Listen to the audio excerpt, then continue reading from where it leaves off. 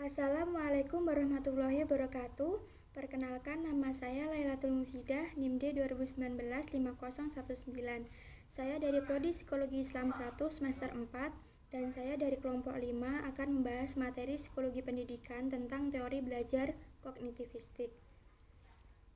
Pembahasan yang pertama yaitu mengenai konsep teori belajar kognitivistik.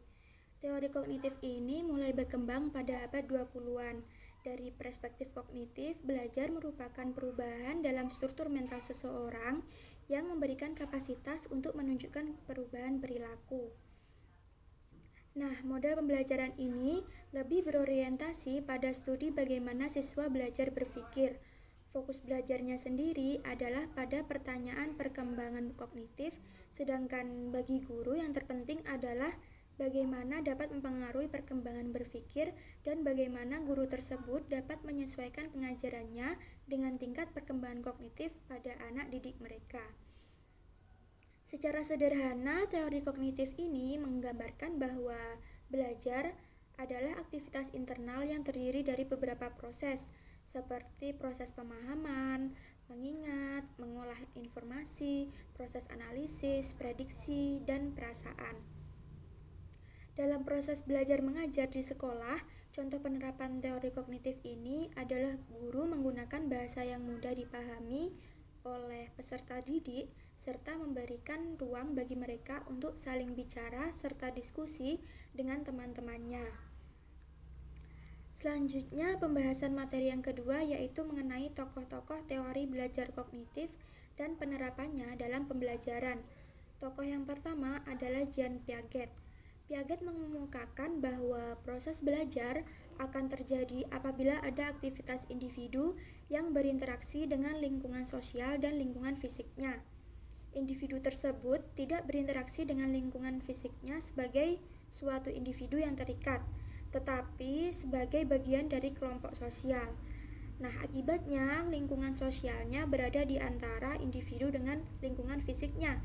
Dengan interaksi individu dengan orang lain dapat memainkan peranan penting dalam mengembangkan pandangannya terhadap alam.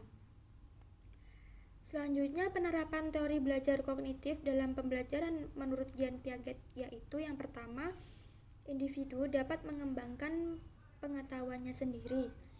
Maksudnya adalah pengetahuan yang dimiliki oleh setiap individu dapat dibentuk dan dikembangkan oleh individu sendiri melalui interaksi dengan lingkungan yang terus-menerus dan selalu berubah.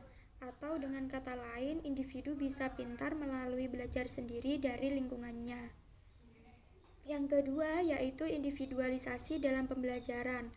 Maksudnya adalah di dalam proses pembelajaran harus disesuaikan dengan tingkat perkembangan individu, karena belajar akan lebih berhasil apabila disesuaikan dengan tahap perkembangan kognitif anak didik. Sebab setiap tahap perkembangan kognitif memiliki karakteristik yang berbeda-beda. Selanjutnya, tokoh yang kedua yaitu Jerome S. Bruner.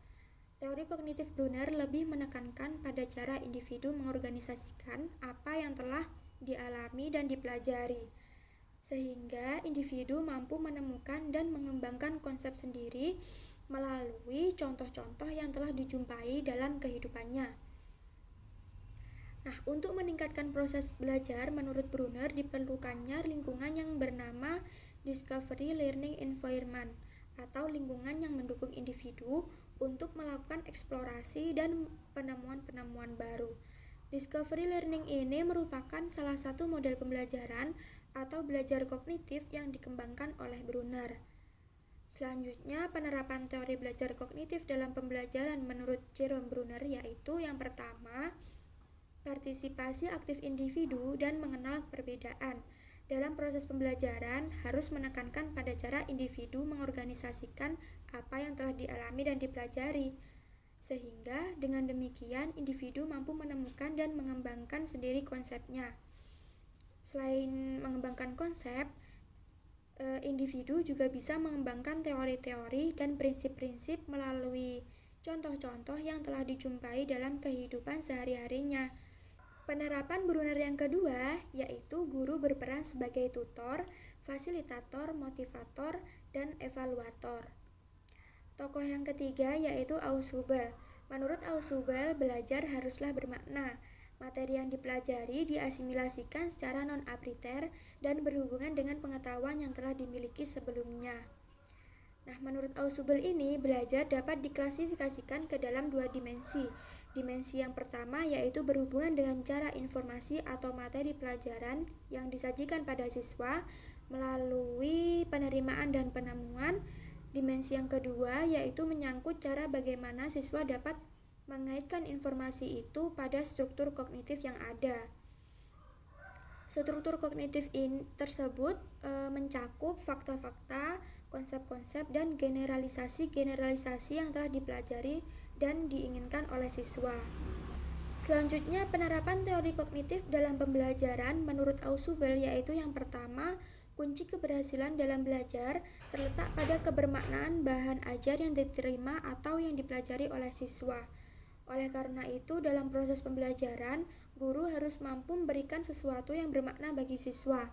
Sesuatu yang bermakna itu bukan hanya dapat diperoleh melalui belajar penemuan, tetapi juga dapat diperoleh melalui banyak cara. Seperti belajar dengan menghafal dan ceramah pun dapat menemukan sesuatu yang bermakna asal dilakukan secara sistematis. Artinya, menjelaskan dan menghubungkan antara konsep yang satu dengan konsep lainnya dan menghubungkan konsep yang baru dengan konsep yang telah dimiliki siswa. Nah, penerapan yang kedua yaitu belajar bermakna akan berhasil apabila ada motivasi intrinsik dari dalam diri siswa. Menurut Ausubel, belajar bermakna akan terjadi apabila siswa memiliki minat dan kesiapan untuk belajar. Namun, minat dan kesiapan sangat erat kaitannya dengan motivasi. Motivasi yang terpenting adalah motivasi intrinsik, yaitu motivasi yang datang dari dalam diri individu. Dengan adanya motivasi intrinsik ini akan menumbuhkan minat dalam diri individu dan menggerakkan individu untuk mempersiapkan diri dalam belajar, baik mempersiapkan diri secara fisik maupun psikis. Mungkin itu saja pembahasan materi dari saya. Kurang lebihnya mohon maaf. Wabillahi taufiq wal hidayah. Wassalamualaikum warahmatullahi wabarakatuh.